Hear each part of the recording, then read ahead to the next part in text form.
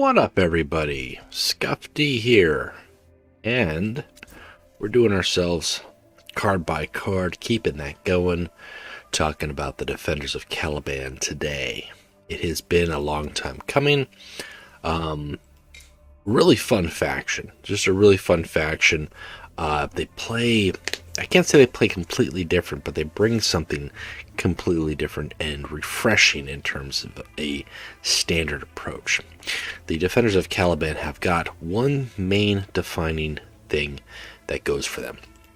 It's this Duplicitous trait. Now, the Duplicitous trait was changed a little bit upon release. It didn't quite work the way it works now. It actually works better. The Duplicitous trait prevents the enemy Warlord from attacking or targeting it with an ability unless this has frontline or if this unit attacks. Now, obviously, if a 1-1 attacks, it's probably not going to stick around. But it can use this ability as many times as it wants. It's not going to lose that Duplicitous. It's very similar to stealth, except they're still vulnerable to other selective methods of targeting, whether that is tactics, such as like seek and destroy, or, I don't know. Seek and destroy is like the easiest one to go, or a troop ability like Duke Mortimer could target it with its ability and return a troop to its hand. Also, they're very vulnerable to flanking cards. Cards that can come out and flank can deal with those guys just fine. Ambassador Melgator can still target them. Voraxes, not the Sagittarius squad. Voraxes are still pretty. There they are. These guys are still pretty deadly to those Duplicitous troops. Duplicitous is the Defenders of Caliban's main feature, but within that, they've got 4 warlords that just do things differently. Very fun to play. Very fun to play. So, we're going to be talking about the card-by-card breakdown for the whole faction. I'm going to give you my thoughts on them, some tips when you're playing against them, some things that you want to consider, whether it's neutrals to include in your deck or specifically certain Warlord builds. I'll try to mention that as well. We're going to be talking about those. Night Houses is the last faction in the Angels of Caliban expansion, but I'll be honest with you, after I do this one, I might pause on them because I still sense that we've got one more thing coming, and I might break up the neutral card by cards. But we're not there yet. We're not there yet. We're going to get to that at some point down the road. Some point down the road, guys. Okay, so let's talk about the Warlords. First off, Lord Cypher. Now, I played Lord Cypher a bit. I've changed up the build multiple times. He actually got better for me after the last iteration I've got for him. I think I did a deck video for Lord Cypher in that particular build. He has something that was new at the time. I think we're starting to see it with some other warlords. It is really an ability that doesn't do anything in the course of the game. I mean, it does. Pay 2 energy to choose a tactic from your deck and draw it. But it really fuels the way you can construct your deck, and that is why I like him so much. Aside from him being a cool character, if you have minimal tactics in your deck, you can use his ability and you're going to guarantee that you're going to get those tactics, whether that is Asteroid Sanctuary for a desperate defense build, which we've seen. I think Skypoint put his video up there early on. That is a tried and true, but at the same time at this point very predictable playstyle and easily to get around. Or if you use it for something to bolster and just get certain key tactics like Pride of Caliban and Strategic Mastery. I in particular like to use it to combo with Caliban's Heart, Drill Sight, and then hit a late game Betrayal. Those are 3 tactics, but with his ability, it lets me get those sooner and faster. I really enjoy that. Offensively, that doesn't do anything for you. There's some matchups where you don't want to waste time drawing up abilities, and that's where he's kind of in this weak spot area, but he does play nicely, so I do like that. I do like that about him. A good Warlord.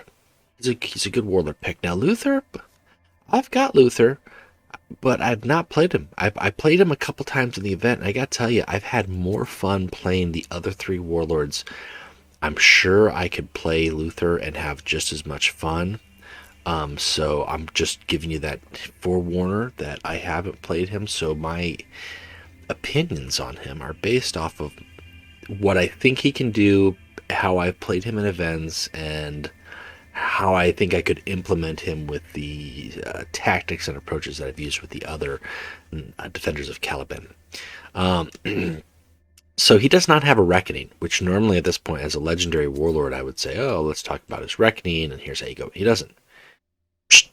He's a 40 hit point warlord. He's just going to come up with that extra card. There's no purple card for him whatsoever. And then he's got this ability that's -3, -0 to an enemy this turn. That's it. There's no act again.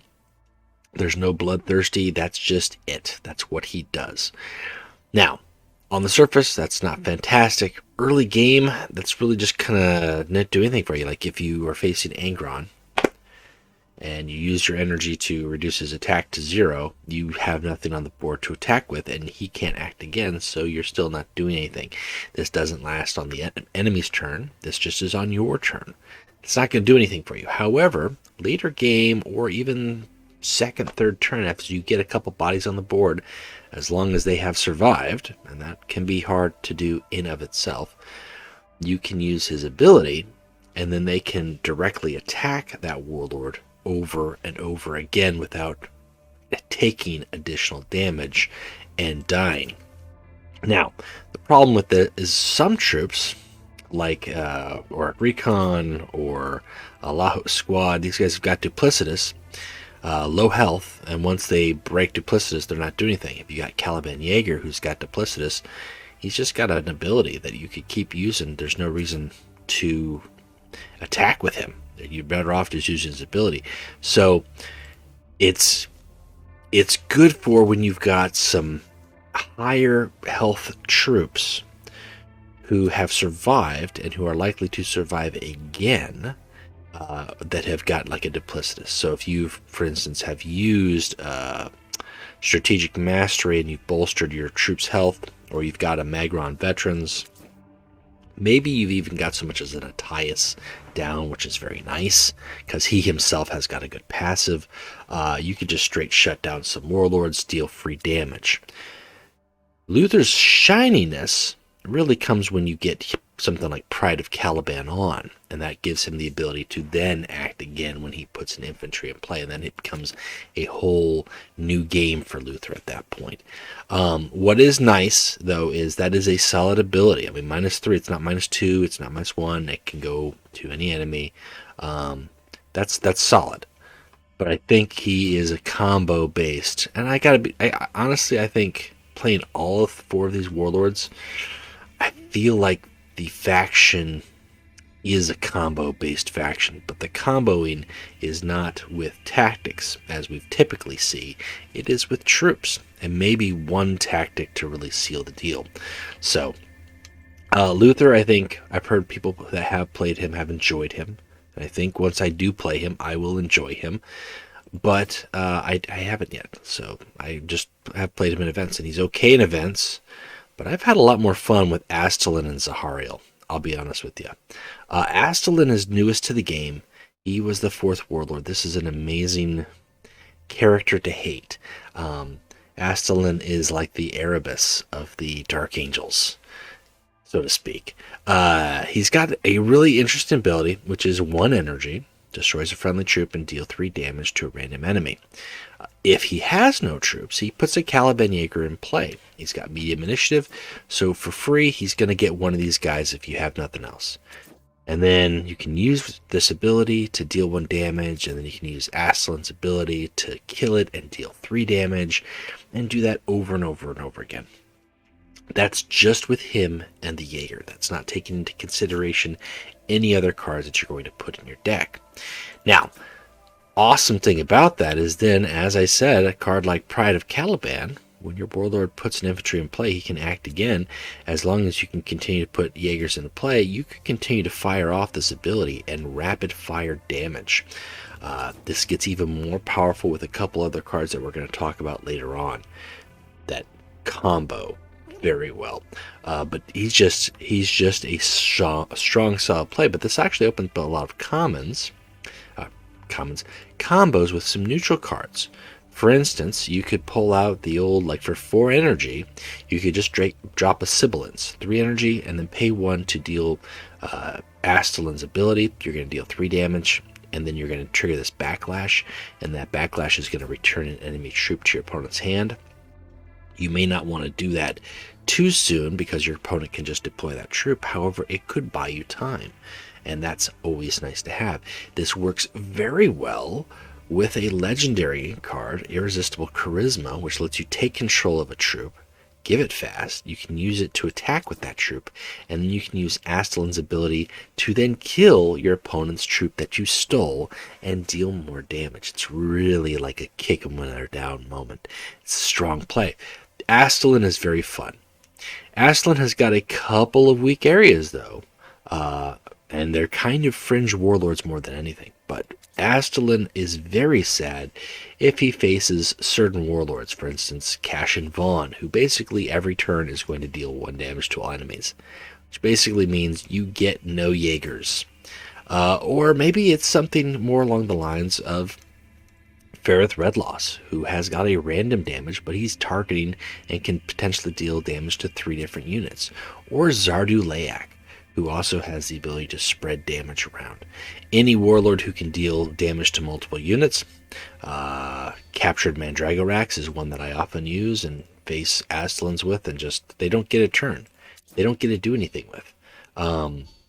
Those can be hard matchups for him, and then he really has to rely on other cards in his deck. And if you can make him stumble the combo, then he's not as effective. However, he is a very, very low learning curve. I think that's probably the best way I can put him. It's very low learning curve, and he's fun to play. And Zahariel is much the same. There's another warlord that I played a lot of games with. I've got another deck list video for that as well. A little trouble with the audio on that one, so it's a lot more echoey and reverberating than I would have liked. But Zahariel is probably my favorite Defenders of Caliban warlord. I just enjoy his ability, and I enjoy Terror Sight. I enjoy the combination. For 2 energy, you're putting in an Astartes Recruit. It's a 2/3 troop on the board, which is a nice stat. 2 energy for 2/3. This also has Duplicitous. Very nice. Your opponent has got to throw resources, as in cards, out of their hand to get rid of these recruits. As the game goes on, you can progress, and then you throw down things like Aspirants of the Order, Strategic Mastery to make those recruits even stronger, or you attack with the Astartes Recruit, and then you use Exiled Veterans, and right away, second turn, you've got a Magron Veteran on board. There's a lot of options for him. I like that. I like the fact that he can put out troops every turn. As the game enters into its late stages, especially with decks like Desperate Defense, this becomes a losing battle. If you haven't gotten a good vantage and closed out the game before that 9-10 energy, it becomes harder for Zahariel to sustain that offensive push, because at that point then the walls go up, front line goes up. The Defenders of Caliban have got some tricks to use, but he's putting out a 2/3 troop, and maybe your opponent is putting down 2 8/8 troops with frontline and shield. They don't match up. They don't line up at all. So that is something to keep in mind. If you play a Zahariel build, you've got to move fast. He's got 30 health.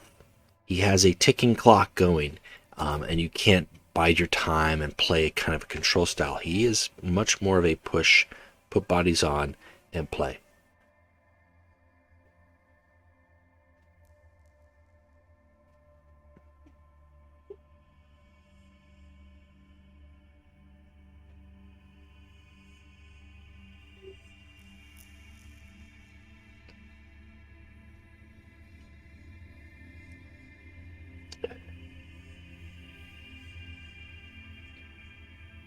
Now, we're talking about the Defenders of Caliban, the Caliban Jaeger. This is the bread and butter. This is the bread and butter of the faction, guys. This card goes with everything. We're going to see so many cards that create Jaegers. It's ridiculous. But these guys are 1/1s. They've got Duplicitous. They deal 1 damage. It doesn't seem like a whole lot.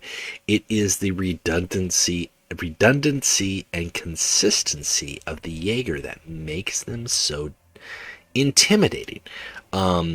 Because Mirror Aslan, yeah, he can create a Jaeger. The Jaeger can ping 1, and then he can kill it and deal 4. But there's cards down the road when you're creating 3, 4 Jaegers, 5 Jaegers with flank, Jaegers with buffs, Jaegers with additional health.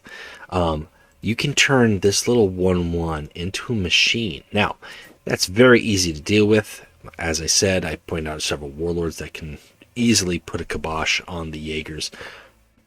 But there's also so many tactics in the neutral pool and that are quite frankly getting played more than they normally were because of Jaegers. Informant Network, Defensive Satellites, Doombringer, which was always a good card, but now it basically is a answer to a late game Jaeger bomb. The Jaegers are good. This is a great troop. If you can find ways to include the cards in your deck that create the Jaegers, that's good enough. You don't have to put the Jaeger in your deck. This is not a common that you need to hunt down. You're gonna have these. If you're playing Defenders of Caliban, you're gonna get the Jaegers. Don't worry about it. But understand how they work. These are not cards that you attack with. You should be using this ability to deal 1 damage every turn. And if you use it smartly, you can strategically eliminate the targets that you need to eliminate or put pressure and damage on your opponent's Warlord. And the more cards that they have to spend to deal with these little tiny guys, the more likely that your bigger guys, and there are a few bigger guys, will survive and help you wrap up the game, or at least buy you time for your Warlord with their ticking clock to reach their end game combo. So, Jaegers, good. Uncertain Allegiance, I like this card. Now, they changed it a little bit. I think, because you could... no, this card they didn't change. There was another card that they did change. They changed Local Uprising. Uncertain Allegiance gives Duplicitous to a friendly unit until your next turn, and you draw a card. That can go on your Warlord, and that often gets overlooked. I like it. I like the cost. It's very good. Late game, we're talking about those games when you're facing an Angron and he's got his 5 attack or 4 attack, or you're facing a Lehman Russ and you know he's about to go off. You throw down Uncertain Allegiance and he cannot attack you. He cannot even target you with an ability if he's got a damage dealing ability. He's got to use his troops and he's got to use tactics. Now his troops can still attack you. This doesn't give you precognition. You're still vulnerable. But the Warlord cannot. That makes this a very valuable card. As a one-of in Cypher, it's very handy. It can be very nice in a pinch, but you have to know that your deck is going for that. I wouldn't throw it in my Zahariel build because my Zahariel build is more about putting the pressure on my opponent to deal with a lot of troops versus buying time to get to a big endgame combo, whereas Cypher, I want to survive to get to that 8 energy turn and play my 3 cards. So that's important. You could probably use it very nicely with Luthor, and then he's got his ability. He's got a bunch of troops on the board. I think it works fine with Aslan too, and the fact that you get a draw card for this as well. This is just a good rare. I would recommend having at least one of these in your decks. As I said, just a solid play. Now, you play it smart. Don't play it, when your opponent's got 5 troops on the board. It's not going to do anything for you. But if they've got 1 troop or they've got no troops but a really nasty looking Warlord, that could be what gives you the edge. Vigilance is another good card. I talked about the Dark Angels having a card that gives frontline. Here's another card that gives frontline. It gives frontline and +0/+2 to a troop. That's it. Doesn't do anything else. Doesn't heal them. Doesn't give them extra attack. But it is a way to protect your Warlord a little bit more. If they've already got frontline, fine, but they're at least getting that +2 health. For 1 energy, it's not bad. It's not something I put in decks, but I've used it in events for sure. The thing with frontline to note with Duplicitous is if you have a Duplicitous troop and I give him frontline, Duplicitous is still there, but my opponent can now attack it. It's not going to do anything. It basically is negated. So keep that in mind. Vigilance is okay. Duplicitous might be better. Ariok Recon, this actually is a bad card. This is an epic. On the surface, it looks cool, cheap. It's a 3/2. It's got Duplicitous. I dislike it. It's Astartes. and it's got rally. A random enemy with stealth loses it. For its cost, it's very nice, right? Because by token compared to a neutral, the Skitarii Protector costs 5 and does the same effect, has the same rally effect. The problem is the Skitarii Protector has frontline, has 4 attack and 5 health. This guy has nothing. This guy has 2 health. He doesn't have flank. He doesn't deal any damage. I just don't like this card. I would rather have a Skitarii Protector in my deck than I would have Ariok Recon. Or I'd rather have Informant Network than I would have Ariok Recon. Pass on this epic. This is not one that you need to pick up on the shop. Astartes Recruit is a good card. This is a common. I love this in-house artwork. It's very clean, very nice. Very nicely done. But again, as a common, there's a Warlord that can create it. This is not something that you need to have. You build your decks around cards that create these, but you don't necessarily include these in your deck. So, good card to use, but just like the Jaeger, they're not a card that you need to have in your deck. There's a lot of cards that help them, though. And as I said, one of Exiled Veterans on turn 2 is very nice, which is some good artwork there. I like the heraldry that the Defenders of Caliban and the Dark Angels have got, the little checkered going on. Hadwin Squad is nice. Now, it's hard for me to explain why and how, because here we've got a 3/2, right? And now we've got a 2/2. So this is arguably less, but they've got Duplicitous and they've got Sneak Attack. And what I like about Hadwin Squad is not that you play them on your first turn. You play them on when you've got 6 energy, per se. And then you play them with a Strategic Mastery, and suddenly you've got a 4/4 Duplicitous Sneak Attack. So then he's going to get his Sneak Attack off, and you're going to make him Duplicitous. Or maybe on the next turn, you give him the Strategic Mastery after he's survived because your opponent can't target him. That 2 health does make him weak. So you've got to be careful when you play him and how you play him. But mid-game, he can become a very nice unit. I've got one of these in my Astalin and my Zahariel builds. I think I could easily put more in if I shifted it a little bit, but I'm going more for the Astartes Recruit and the Jaegers, and lots of Jaegers. So these guys just kind of get in there just to draw some heat off. Again, great artwork here.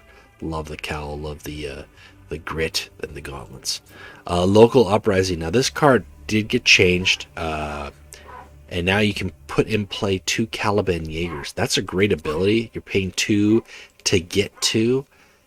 First turn with Astalin, that is a turn that your opponents don't want to see, because then your second turn you can follow it up with deal 1 damage. Second Jaeger deals 1 damage. Astalin kills one of these Jaegers for 1 energy, deals 3 damage. You've just dealt 5 damage for 1 energy, and then you get to play a card. It's a very good card. It's very nice. Late game, just putting in play 2 Jaegers. Late game can combo with a card like Betrayal, or it can even combo with a card like Behind Enemy Lines. We're going to talk about Behind Enemy Lines in just a sec. Local Uprising, very nice. If you're not going to play with Jaegers, don't include it. I think there's an argument to not have it in Lord Cypher and in Zahariel. But for Astalin and Luthor, I think Local Uprising is a must. There's nothing wrong with that. Now, the downside is if you play Local Uprising and you're facing, Cash and Vaughn from the Salamanders, this card is not going to do you anything. You're going to pay 2 energy, and then on his turn, he's just going to kill them all. So, play at risk, but understand that risk is minimal because those certain warlords are very fringe. On the same token, for 1 energy more, you pay a Lahos Squad.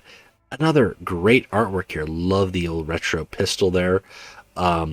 This one, you get a body, and then you get 1 Jaeger. So instead of getting 2 Jaegers, you pay 1 energy more, and then suddenly you get a 3/2 Astartes with Duplicitous, as well as a Caliban Jaeger. Cheap cards to put out lots of troops on the board very fast. The Defenders of Caliban almost play faster than the Word Bearers. but I think they play more dangerously in the mid game, whereas the Word Bearer's late game can be very, very problematic if you aren't prepared. Allaho squad for, as I said, Astalin and Luthor, very good. For Zahariel, it's not bad too, because if both the Allaho squad and the Caliban Jaeger survive, and you've already got a troop on the board, maybe a Magron veteran, then the next turn you can easily play Strategic Mastery, and now you've got even stronger bodies on the board. So I like it. It's a common. It's a good common. Betrayal is a good rare. This is a good... I'm not going to say too many cards here are bad. There are a couple, as I said, I did not like the Ariok Recon. But Betrayal, I love Betrayal. Man, there are not a lot of direct damage cards that this faction has. As a matter of fact, I think this is the only direct damage card that it has. It's got like one widespread damage card, and then the rest of the damage it has is either built into troop abilities or random damage across the board. So Betrayal, late game, can deal some devastating damage. At the very least, it's going to deal 2 damage to your enemy Warlord. +1 for each troop you control. So if you've got 6 troops for 3 energy, you're dealing 8 damage. And that's not hard to do, and that's why I said, like, for my Cypher build, I combo that with a Drill Sight and a Heart of Caliban, which lets me play all 3 of those cards in one turn, getting maximum value.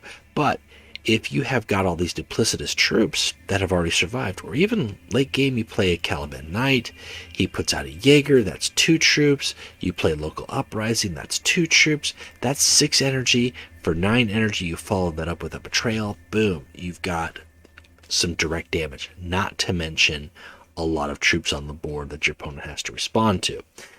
It is a good card. But if you're not going for that, if you're not going for lots of cheapy troops all the time, every turn, endlessly, then pass on it.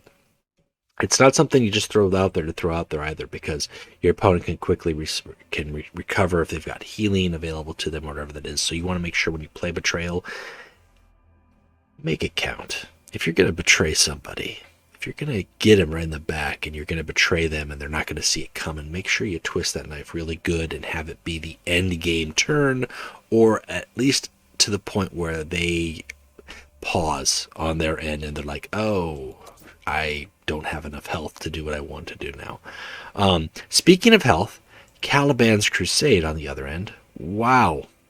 Heal 5 to a friendly unit for 3 energy. This is probably one of the best healing cards in the game. Now that might sound like an overstatement. I think there are a couple cards that might heal slightly better if certain conditions are met. But Caliban's Crusade for 3 heals 5. Downside is you have to discard all chaos cards in your hand. But I'll tell you something, from experience playing lots and lots of Defenders of Caliban games, you can very easily build a deck that requires very few, if any, chaos cards. Typically, I think I've got like 3 or 4 chaos cards in most of my builds. One of those is usually defensive satellites, maybe a command bridge. That's about it. Maybe an Ecrotrez. You know, I'm not big on it. The rest of it I use it with the other neutrals, Mechanicum and the Imperial Army and the faction itself. So you're not going to lose a whole lot. And if you do have that many chaos cards, then you don't include Caliban's Crusade in your deck, or you just play it at risk. But healing 5 as a turnaround has helped me come back and win many games, because your opponent thinks they've got you, and then very cheaply you heal, you create more troops, you betray, whatever else that you're going to do, you buy yourself more time and you win the game. Great card. Hard to not say you want 2 of, but there are some times where I think 1 of is just enough.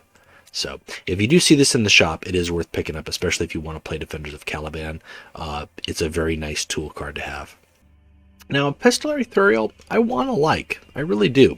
I want to like him. He's got this nasty scar on his face. He's got Duplicitous. Then he's got this ability that is kind of like a void engagement, right? Pay 1 energy, draw a card. If it's attacked, deal 2 energy to the enemy Warlord. I just have never gotten this guy to work. I haven't. By the time I put him down, I just end up playing something else. He's an Astartes, which is great because there are very few Astartes in this faction. It's much more infantry than you would think. But I end up passing on him. I end up passing on Epistolary, or at least if I use him, I don't use his ability. He works very nice in events, but outside of that, I think in constructed decks, you're not going to find a reason for him. If you're going for drawing tactics, Cypher does it better. And if you want to draw cards instead of play troops, then you're kind of running counterproductive to the other three warlords. So I just end up passing on him. Exiled Veterans, as I've mentioned several times already, this is a nice card. Now, it doesn't work for every deck. If you're playing Astartes, like Zahariel, who creates Astartes, it's very easy to throw this in there. Right off the bat, you attack with the Duplicitous troop, it survives, you pay 3 energy, and suddenly you've got these guys. Big, nasty 4/6s with a 2-handed broadsword there. Or maybe is that a claymore?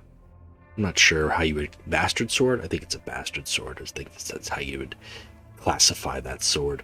And he's got a battle honor, gains Duplicitous. This is a strong troop in of itself, but getting it for 2 energy less is nice, right? Doesn't cost you anything. Master Romuald. Now, Master Romuald, when he was changed, his ability got better. Before, it was just adjacent troops. Now it's friendly troops. This guy is a monster late game. If you've got 4 or 5 troops that your opponent hasn't dealt with and cleared, you throw down Master Romuald. They're all +2/+0. That is powerful for 3 energy. And then they can all attack. If they survive, you can follow it up with other tactics. That's a solid legendary. That is a solid legendary worth picking up in the shop. I'll be honest with you, most of the legendaries for this faction are very good. Some of them have certain niche roles. If you're playing lots of troops, you want Master Romuald. If you're not, if you're playing minimal troops because you want to go Desperate Defense build, Romuald's not going to do you any good. But if you've got a way to keep him alive, like Luthor, Zahariel, maybe even an Astalin Caliban Jaeger Swarm, you will not regret having Romuald. Wardens of Aldrich, again, another Astartes here. I like the artwork here. I like the giant sword. Very nice ability. I've had more success with them in events where there's less removal. Granted, that was before the draft system. Draft system, I think they could still work just fine, especially if you've got like 4 or 5 copies of these guys. For 1 energy, they're giving +1/+1 to your other Astartes and infantry troops, which is great because it works with your Jaegers. And you can keep getting guys stronger and stronger and stronger. There's no offensive ability here, but they actually do work well because they're so cheap, and you can very quickly follow that up on your next turn. Like let's just say you've got 4 energy. You play these guys on your second turn. For 4 energy, then on your next turn, you play Local Uprising, you drop a Caliban Jaeger, and then you use their ability, and suddenly all those Jaegers are 2/2s. That's nice. And then the next turn, you can make them 3/3s and 4/4s, not to mention any other things that you play. So these guys become threats. These are cards that your opponent wants to deal with. For common, that's very well statted. I think that's very well costed. I like this card. It's hard to make it fit in normal play, though, because it's not fast enough. I think you're better off in normal play using a tactic like Strategic Mastery. Aspirants of the Order is another card that you might think isn't great. I think at least one of these is not bad if you play it on curve. Late game, as I said with Zahariel, if you're playing a Astartes recruit, it's not going to do much for you. But at 4 energy, even 5 energy, playing 2 Astartes recruits puts pressure on your opponent. It's even better if you can follow that up with some sort of buff, whether that's Romuald, Strategic Mastery, or you can protect them with front lines and really press the damage through. But late game, it's hard to make this work effectively, except if you're trying to combo a late game Betrayal. At the very least, that's going to help raise the damage that Betrayal will deal if you don't have Caliban Knights. Now, if you have Caliban Knights, go with these guys because these guys are flanked, so when they come out, they can put out a Caliban Jaeger, and they can do that every turn. Very rarely do you need to use them to actually flank to deal with an attack, because once they flank, they're going to lose that Duplicitous, and you really want these guys to be a threat to consistently put out troops. On top of that, they are in infantry. So, as I said with Pride of Caliban, when you put an infantry in play, they can act again. So Caliban Knights comes out. Let's say you've got Pride of Caliban on Luthor. Luthor gives Angron -3/-0. You play a Caliban Knight. Luthor can act again. He attacks. Caliban Knight puts in a Jaeger. He can attack and he can act again. He attacks again. And then he can do that on his next turn and his next turn and so on and so forth. So Caliban Knights, these guys are a linchpin. They are a key foundation card for many of the Defenders of Caliban builds. I can't say they are a must-have. You can certainly build a deck without them. But you will find that once you get them for Defenders of Caliban, you're going to want to put them in most of your builds. So, with that in mind, I would recommend you pick them up when they are in the shop. They are worth the epic purchase. Absolutely. Obsidian 02, this is a strong frontline. This is actually, and I've said this before, but I honestly, with time, this is probably either my favorite Rhino or more tied for my favorite. And I hope the Imperial Fist Rhinos are better. It's just me. I'm just going to say that. But compared to all the other 3 or 4 energy cost Rhinos that do some sort of ability to put troops into play or do something within the Astartes, we have seen this with primarily with the Loyalist factions, but we've seen it with the Space Wolves, right? The Space Wolves have got their Sameter Rhino that draws an Astartes from your deck. It's got frontline. The Thousand Suns have got a very similar Rhino that has got frontline, and it's a 4/4, but it costs Psyker to draw an Astartes. And then the White Scars have got a Rhino that heals or returns a troop to your hand, slightly lower statted. It's a running trend. It's a running trend, but I like this one because it's 3/5, frontline, and for 1 energy, you put an Astartes recruit to play. There's no drawing. There's no putting it back in the hand. There's you just straight get this. If that troop survives, you have a frontline unit that has survived. Then you pay 1 energy and you have another troop, and you can still keep this frontline out there. You don't have to do anything else. You have to pay 1 energy to draw the card, and then pay the energy to play the card. You know what you're getting. I like that. I really do. Great card. Now, if you're not playing with Astartes, or you're not going heavy on the early game Astartes recruit, then you might say, it's not worth it. Yes and no. There are very few good frontline units for this faction. Warlords like Zahariel and Cypher really need frontline units to help them reach their end game. So Obsidian 02 is instrumental in that. Maybe even instrumental for Luthor too. Again, I haven't dived into Luthor. So I like Obsidian 02. I really do. It's a good rare. If you don't put it in your deck, I won't have my feelings hurt, but I will have said that you should. We've talked about Pride of Caliban. Now this, as I said, it combos very nicely, especially for warlords like Astalin and Luthor. Primarily with this counterattack, which can be devastating, and I want to talk about the counterattack at the very end. It's such a good counterattack. It's probably... Is it my favorite counterattack? It is. It is. I mean, I've got like 3 favorite counterattacks, but it is one of those 3. So this is a niche legendary, as niche as the faction can have. It's still very good.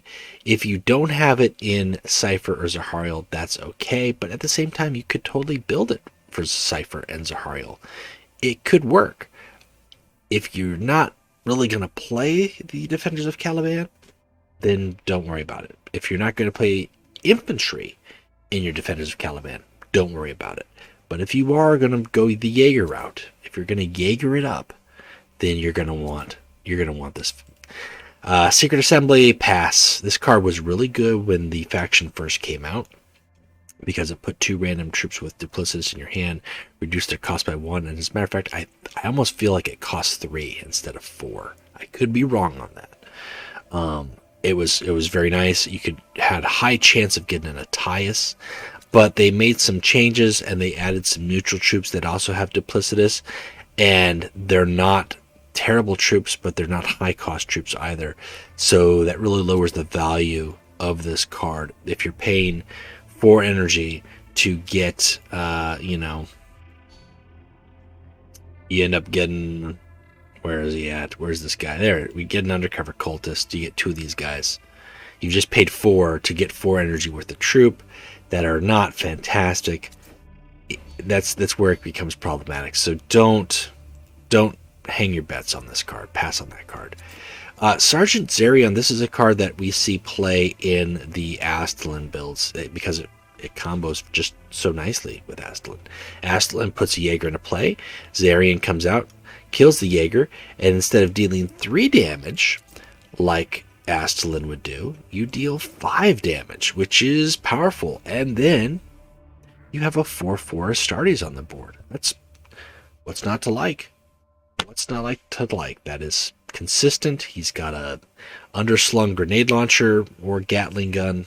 Is that a I don't think that's an assault cannon. I feel like that's a grenade launcher, but I could be wrong. Yeah, good card. Strategic Mastery. This is the this isn't a building block, but this is kind of the juice that the Defenders of Caliban draw on. If they have a board full of troops that have survived and they hit that Strategic Mastery and all those troops get +2/+2, you will not be happy. Strategic Mastery, if you're playing the Jaeger game or you're playing the Astartes game, you're going to want at least 1 of these cards in your deck. I like to have 2 for consistency, but at least 1.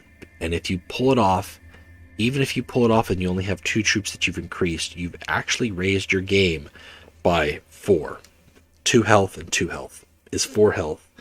2 attack, 2 attack is 4 attack. And if that 4 health survives, then you can use that 4 attack more. There's math in there. There's numbers through the air.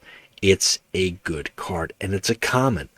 In the same way that the Emperor's Children have got their unbreakable focus, which is perfection, right? It's the Defenders of Caliban have got Strategic Mastery, and it is just as good.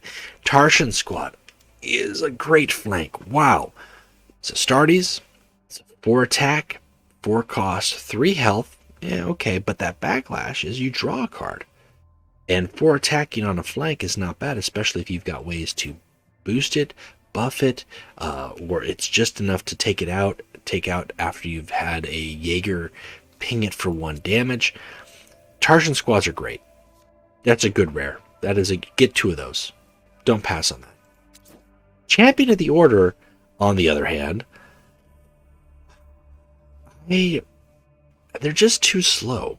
Like, I think they might work good in a Luthor build, where they can really hammer on and allow Luthor to attack and not have to use energy for his ability. You've got this 5/5, but they don't have a rally effect.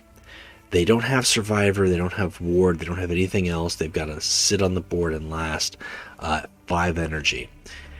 If they do, that's a great ability. But there's a legendary that just does it for free for 1 energy more, and that is immediate. Like, it doesn't have to attack. This guy has to attack an enemy, take the damage that enemy would deal, which might just well kill it, so you might only get 1 use out of them. Then everybody else gets to benefit. So they're just slow. I don't think you need to have these guys. They're nice to have as a one-off maybe, but I think at the 5 energy range, you may just better be off passing on 5 energy and skipping up to 6. That's just my take. Now, Covenant of Death got changed. I think this used to cost 6 or 7. Lowered its cost a little bit, which is good. Destroy random enemy troop for each friendly troop. Destroy all your troops. So there's a conditional here. It's not quite like the Conqueror, which just destroys all troops. If you have no troops on the board, this will destroy nothing. But for 2 energy, I can put 2 Jaegers on the board, and then I can play, the Covenant of Death and destroy at least 2 troops. So there's an option for that. Or if I've got Astalin, at the very least, I can use his ability, and I can play that, and I can destroy 1 troop. The fact is, this is a nice removal for what it is. It's not great. It is certainly not the best removal, but it's random, which is also kind of good if your opponent has got 1 troop that has got Ward or Survivor. You can still get away with it, especially with the warded troops or the stealth troops. I do like the fact that they changed it. I still don't use it as often as I could, but it is an option now. Before, as it was initially, it just was not even attractively playable. I don't know if that's a word, attractively playable. Nightly Fortress is good in events, but don't put it in your deck. Just don't. This is too slow for 5 energy. This should have a 4 attack. At the very least, it would still be susceptible to Ambassador Melgator, but 2 attack for 5 energy is not good. And then it's got this ability, which seems like a good ability, but it costs more and you've got to survive. Just no, pass on that. Don't play with this card. Don't play with this card. Magron Veterans. I've talked about them already. I like them. I like them more if I get them with an Exiled Veterans. I won't lie. But I do like them because if I get something like Strategic Mastery off, these guys become a 6/8 with Battle Honor that gives them Duplicitous. I like that. Now, you might think, well, Duplicitous, your opponent's not going to be attacking Magron Veterans if they're that high. That may or may not be the case. But certain Warlords who have got the ability to stun, that is really where they shine. Mortarion, Artillus Dynat, some Warlords like Conrad Kurz or Modrum. Modrum can't hit these guys with his ability to give them can attack. That's what makes them nice. And like I said, if I get their stats increased and make them even gnarlier, that Duplicitous can prolong them even further. So I do like these. I typically have got at least 1 of them in most of my decks. I think I built a Cypher build that was trying to get Magrons on turn 2. As well. I think it's just easier with Zahariel, but getting a Magron on turn 2, if your opponent doesn't have an answer for that, the game goes very nicely for you. Raising the Banner. I see this card played sometimes. I don't play it. It works okay in events. It draws you cards. I just don't like it. It costs too much. To pay 5 energy to draw 3 cards and then maybe put in Caliban Jaegers, but those Jaegers don't have flank, it does nothing for you. Pass on this card. Don't use this card. If you have to draw cards, if you find that you need more card draw in your deck, include cards like Tarshan Squad, include cards like Lactitio, even Abandoned Supplies. You might say, well, why Lactitio? It's giving your opponent a card draw. Lactitio is cheap. The reason why I don't like Raising the Banner is the cost more than anything. This ability is a good ability, but the cost really limits it. As I've said, I think that the faction combos, they combo, but they combo with troops. If you've got a 1 energy card that's drawing you 2 cards to give you more cards to help you fill your combo, that's better than paying 4 more energy to draw 1 more card and maybe have something left over.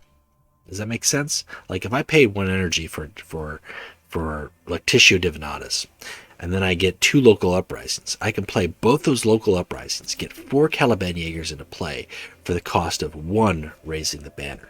Now, that's not to mention that I would still then have energy potentially left over if it's later game that I could then follow it up with a Betrayal. This is a hypothetical situation. May never happen, but that's why I don't like Raising the Banner. Now, Sergeant Yofiel, again, if you're playing with infantry, this guy's good. You use all your Jaegers, they ping, ping, ping, ping, ping. You drop Yofiel, and they can all ping, ping, ping, ping, ping again. That's the most common way that you're going to use him.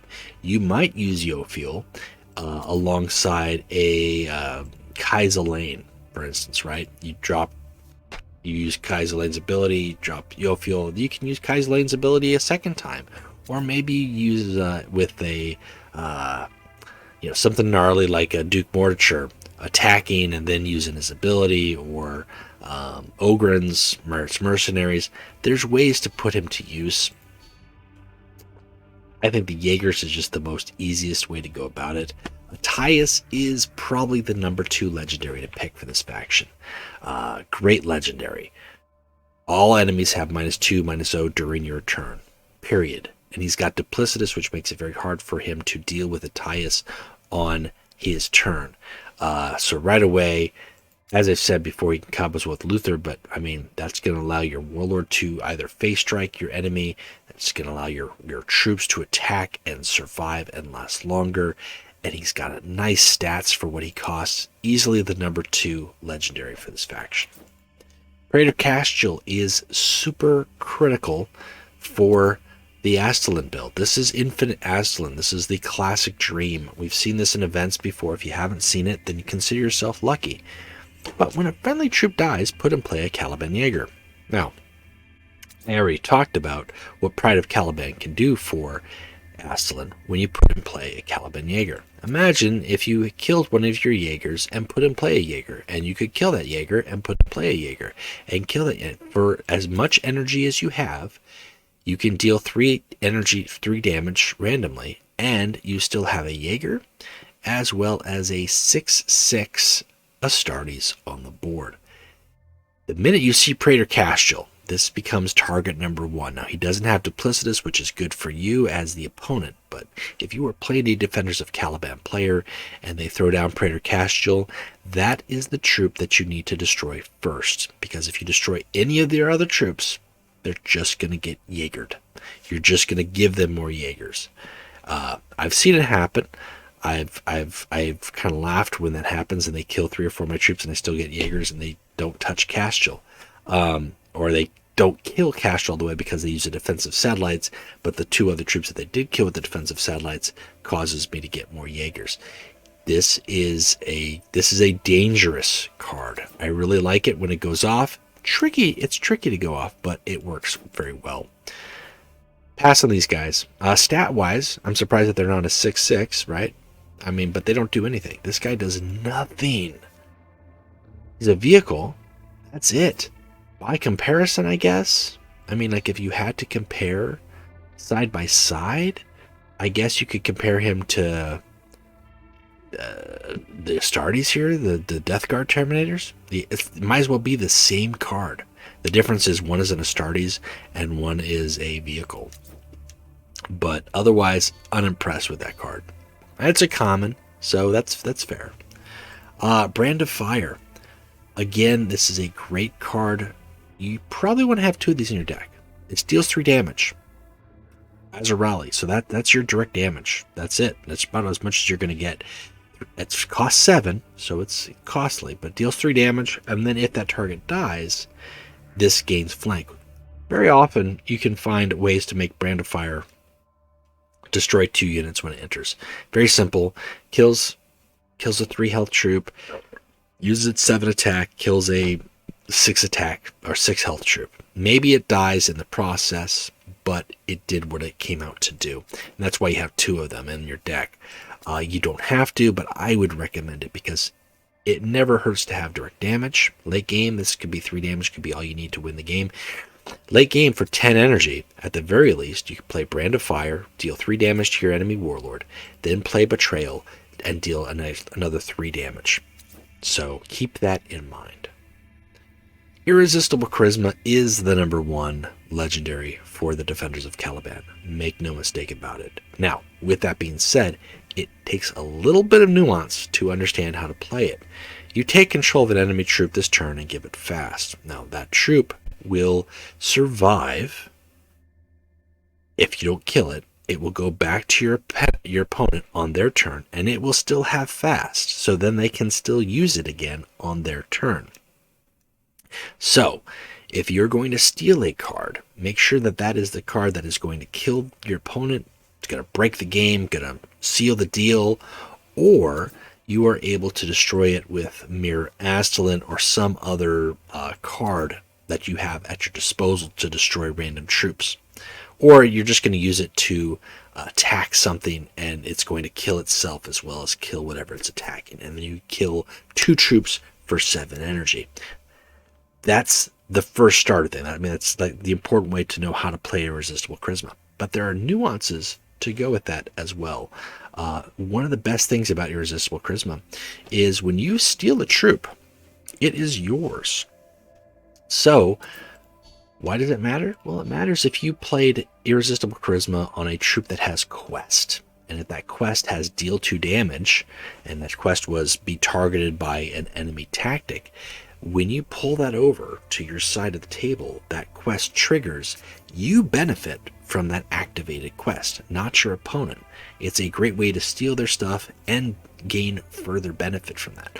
On top of that, if you happen to steal a card like, well, I don't know, how about Defense Force? And there's other cards like Defense Force, but Defense Force is the number one. Defense Force or Death Shroud, right?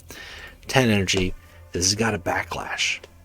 You attack with the Defense Force, you kill their Defense Force. The backlash triggers, you get a Defense Force. The Defense Force that you stole and that you gave fast to, that was going to go back to your opponent at the end of the turn, no longer exists, but the backlash Defense Force that it created exists and is yours to keep. The same thing goes for Death Shroud, for the Death Guard. If you have no troops on the board, that Death Shroud backlash triggers, you give yourself a Death Shroud. If you have troops on the board and you take that Death Shroud and you kill it, it goes away. It doesn't create another Death Shroud, and it doesn't go back to your opponent. So there's some very nice nuances there in terms of how to play and execute a very devastating, charismatic ending, if you want to call it that. It's just irresistible. Look at that green glow in that Luthor's eyes. He's got that Caliban green. He just draws you in. You just want to like cup his hands in your hands, cup his face in your hands. I don't know if you do or not. Sometimes do you dream of Luthor? I don't. Soros Veterans, art is cool, but I'm gonna pass on these guys. At 7 energy, I prefer to go with Brand of Fire. It's a reverse in the stats. The Relentless is okay. I'm just not thrilled with it. They don't do anything else for me. I would rather have my Astartes at 5 or less cost. So that's just it for me. All right, let's talk about Behind Enemy Lines. This is the game winner. This can very well be a game winner. At the very least, it's going to deal 2 damage to your enemy. All enemies. That's very nice. At the very most, it can deal 14 damage to all enemies. That requires you to have your whole board full of all your troops, and it will destroy all of your troops. So make it count. Make it count. I can't say that this should be a 2 of in every deck. I think there are some decks that can make this a 2 of and get away with it just fine. But at the very least, this should be a 1 of in your decks, because this is a good epic. End game, as I said, 10 energy. 9 energy, you can use Astalin's ability and deal 4 damage to everything. 10 energy, you can play Local Uprising and play Behind Enemy Lines, and suddenly you're dealing 6 damage to everything. If you already have troops on the board, you increase that even further.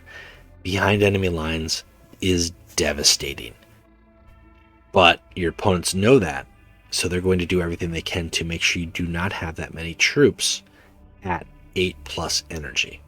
On the other hand, if you do, there's nothing they can do about it.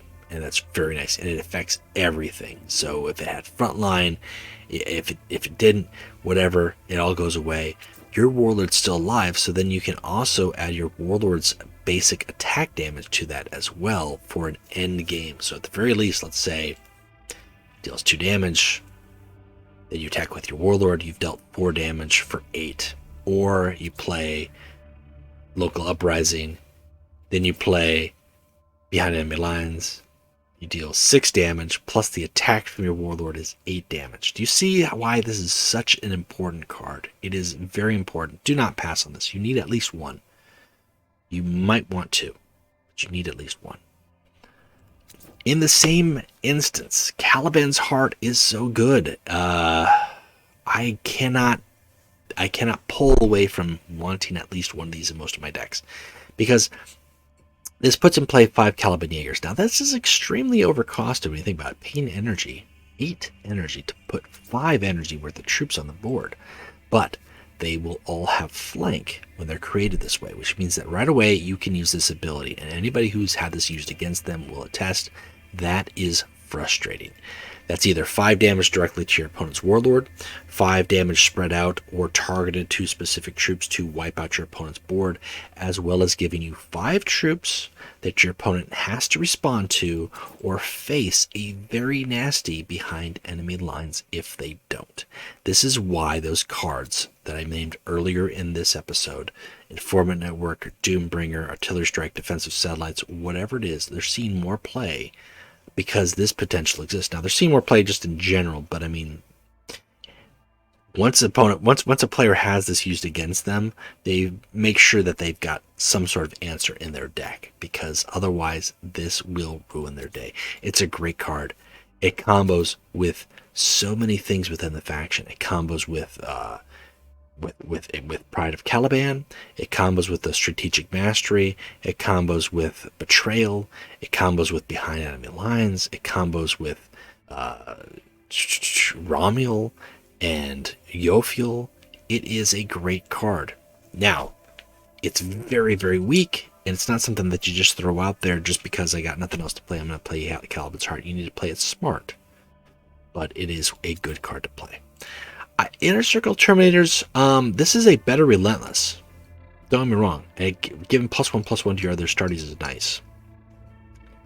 But you have to play Astartes. If you're not playing Astartes in your deck, then they're not going to do anything for you. If you're playing more on the Jaeger front and you've only got a couple of Astartes, then pass on this. These guys aren't going to do anything. They're not even going to give themselves +1/+1. It's just to your other Astartes. Now, on the upside, that's a nice body, you know. But that's about it. Knight Commander is better. I mean, cost the same, better attack, slightly less health, but if he survives, he can transform all of your Astartes into Magron veterans. So while this guy can make your Astartes +1/+1, turn that little Astartes recruit into 3/4. For 1 energy, Knight Commander can just turn that 3/4 into a 4/6, as well as act again, meaning he can do that to all your Astartes and then attack. Downside with that is you have to have Astartes out. He has to survive. I've not been able to make that happen yet. I want to do it just to say I did it, but I have not been able to. But the potential is there. This used to cost 0 for like a week. It cost 0, and then they realized that's probably not a good idea. We should change that again. Before that, I think it cost 2, and his stats were different. I think he was a 7/7. Could be wrong. It's a good epic. It's not an epic that you build around. If you had a choice between Behind Enemy Lines and Knight Commander, Behind Enemy Lines is better. Knight Commander is much more a win more card, literally. I'm already winning. I've got Astartes on the board. I've got this 9/8 that you didn't get rid of. Might as well make all my Astartes even stronger. Whereas Behind Enemy Lines is a smart play. I can win when I need to win. That's it. You don't need a flex. Just do it. Now, Aldrich is probably the least useful legendary. It's very good in events. Again, as I said before, because events have limited hard removal. It's a high-cost card. At least it has a good attack stat for what you're paying, right? A good health. It's frontline, which is very nice. Its ability is really cool. Choose 1 Defenders of Caliban Astartes. Not infantry, Astartes. So you're going to get some good choices and put it into play for 2 energy. That's nice. The downside is it costs so high. It doesn't have flank, and you have to basically wait for it to survive. And by the time you're at 9 energy, if it survives, you might only have 1 turn to use this ability. It might have 4 health left if your opponent has attacked it with, hit it with tactics or whatever it is. So it's not great. It just isn't great. You're better off playing behind enemy lines or Caliban's Heart. You're going to get immediate value out of that. The downside is it is such a good front line. It is such a good front line, and as I said, the faction itself has so limited good front lines. It's a shame that it's not cheaper. If it costs 7, wow, this would be fantastic. But costing 9, especially in the age that we are in right now with the meta, desperate defense builds probably going off before this Aldrich even hits, this isn't going to do you anything. Now, if you're playing Desperate Defense, Defenders of Caliban, and you get an Aldrich, yes, but there's better cards to put out there, like Somber Truth. So, I don't know. I mean, at least this guy, he's a vehicle. He's got 9-10, but he's got a backlash. He puts in play Inner Circle Terminators. So even when it dies, this 9-10 is still going to give you a 7-9. Yeah. I mean, if I had to choose between the two, it's not great. It's one of the better 10-drop vehicles that we have in the game. There are very few that are actually considered worthwhile. But this is not bad for what it is. I wouldn't include it in my deck normally. I do, and the reason being is not because I dislike the card, but as I mentioned, the comboing element and the energy awareness, I really like to keep it at 8 energy because that gives me 2 energy left to either use an ability, use a 2 energy tactic, or some other factor to combo in there. At 10 energy, that's it. You're playing that card. There's not much more that you're going to be able to do with that. So you've got to make it count. So yeah, it's okay. I would pass on. It's not something to pick up in the shop at all. Don't get Aldrich if it's in the shop. Don't waste your gold. Save your gold for Irresistible Charisma and a Tyus and a Romuel. And if you are going to go with the Jaegers, then Pride of Caliban. Aldrich should probably be your last legendary that you pick up for collecting's sake. And then we're going to talk about the counterattack. And I forgot to talk about this terror site with Zahariel, which is another reason why I like Zahariel. Take a look at the Zahariel deck video I put up. I explain why it's so good. I shouldn't have to. Destroy any troop attack is pretty nice for 1 energy.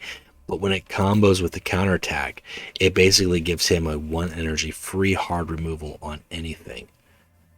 You give sneak attack to a friendly unit with 3 or less. That's it. That's mostly going to be your Warlord. Sometimes you could make it be a troop if you really wanted it to be. You give it to a troop that has 3 attack, then you could give Strategic Mastery to increase its attack to 5. It still has sneak attack that turn. It's a little trick to use. But if you play counterattack, and then you throw that on Luthor, and then you play all those Jaegers, and you've already got Pride of Caliban on the board, then you don't have to worry about using his ability because he has sneak attack. The same goes for Mir Astalin, although Astalin plays a little bit differently because he's going to want to kill his Jaegers to deal free damage, but he can do it too.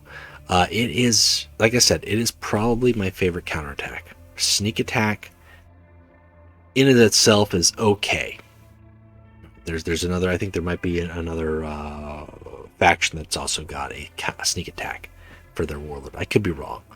They've got sneak attack on other troops, like, you know, the Night Haunter and the Raven Guard can get sneak attack. But the way this plays in combination with Pride of Caliban is what makes it so devastating. Because you're not just getting sneak attack once, you could potentially get sneak attack 5, 6, 7 times. Who's battling me? Who's trying to battle me? What's going on here? I don't know. Missed it. I don't know. I don't know what that was about. So yeah.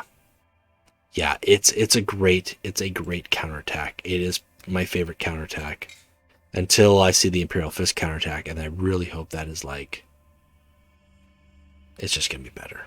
That's my dream. All in all, guys, This is a powerful, powerful is the wrong word. This is a fun and consistent faction. Now, there's cards within the neutrals that they could use very nicely. There's a lot of infantry. I mean, as we said, there's so many cards that work with their infantry. Pride of Caliban, Yofiel, whatever the case may be. You've got Kaiserlane, you've got Facidian, Farron's Militia.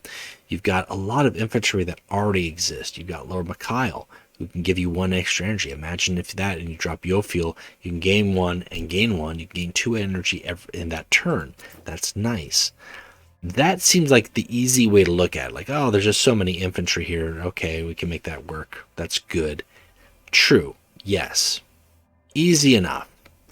But with cards like the Mechanicum, where you've got things that enhance your infantry, whether that's Secretary Axiarch, or you've got Mechandrites from Alpha Theta, or, as I said, you've got certain backlash troops, right? Sibilans, giving yourself some like with Bir Astalin, or you've just got some good infantry that are adding to the extra damage that you're creating every turn, then you can really cause some problems for your opponent. Frontline that exists within the Mechanicum side of things is preferred to me, and then if you're going with that much Mechanicum frontline, then you might want to think about just switching more Mechanicum in general, right? But if you have Remer, imagine if you have Remer, he survives, attacks for 7 on your opponent's Warlord, you play Yofiel, he attacks for 7 again. It's 14 damage. He's got to survive, but what if you had ways to increase his health? I don't know, I mean, like, what if there was a way that you could, like, give him +2 health? There is. There's a lot of neutrals that enhance infantry. Or Astartes, you can give him stealth. Command Bridge is great for pulling that Pride of Caliban out, or your Irresistible Charisma out. I also like Cygnus Fanatic, because you have so many infantry that are going to die that you can create for free. This guy can quickly become a monster.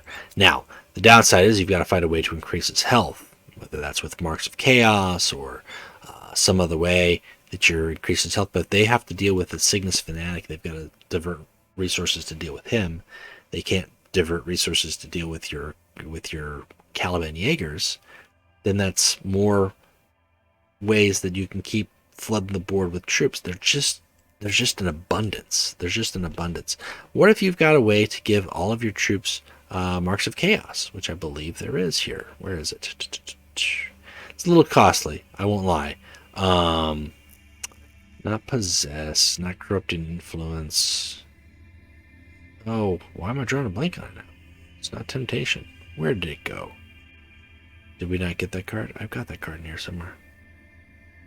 There it is. Triumph of Chaos. What if you gave Marks of Chaos, especially the new Marks of Chaos, to all those Caliban Jaegers? Right? Or what if you played Outraged Noble, who's got Duplicitous, and he can reduce the cost of some of those higher cost infantries? There's so many ways that are just versatile. Here's an infantry here. He's got 6. What if Yofiel drops him out? And he can attack again in the same way that you could attack with the legendary Mechanicum troop. You could just deal 12 damage with Monster of Pythos. Higher cost demons are tricky, and I can't argue for them as well, but that doesn't mean that you couldn't play Slayer of Worlds in a deck that is going to have a ton of Caliban Jaegers dying. That just, I mean, like, okay, you've killed my 13 Caliban Jaegers. My Slayer of Worlds now costs 2, in addition to all the other cards that I'm going to drop on the board. You have to play troops. That is the downside if you count it as a downside. But really, they're just flexible. Every Warlord plays a little differently, does a little different thing. At the same time, there is just consistency and unity within the card pool itself. It drives a very strong game. Now, if you're facing units or warlords like the Imperial Knights, who've got board-wide damage, as I said, all the other warlords, it's not a great game. It's a hard game. It's a hard uphill battle. As meta shifts, as meta trends vary and move around, These guys will always have a place. And I think anytime that the troop builds have got some strength and merit, I think we're going to see the Defenders of Caliban are going to be at the forefront there, because they can get so many troops on the board and keep them on the board longer, thanks to Duplicitous and thanks to just cards that create cards that create cards over and over again. So I like the faction. There's probably 3 or 4 cards in here that I don't like as much.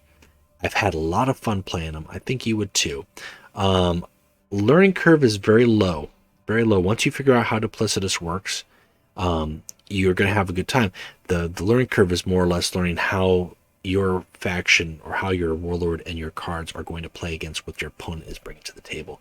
That's really where I think for a Defenders of Caliban player is really where they're going to meet the wall. If they're playing, they're doing okay, and all of a sudden they start to encounter warlords that just deal random damage or multiple damage, that's when they're going to have to make some adjustments. And that's harder to do for some decks, especially mid-game. Sometimes it's just not possible. So that's it for me, guys. I hope this has been helpful. I hope this has been useful. If you have been tempted to play Defenders of Caliban, or you know someone who has or is thinking about it, or you're looking into it, take a look at the deck list videos I've done already for Cypher and Zahariel. But definitely, I hope that this video has been helpful to you. Until next time, keep playing Legions, and we'll talk to you later. All right, bye.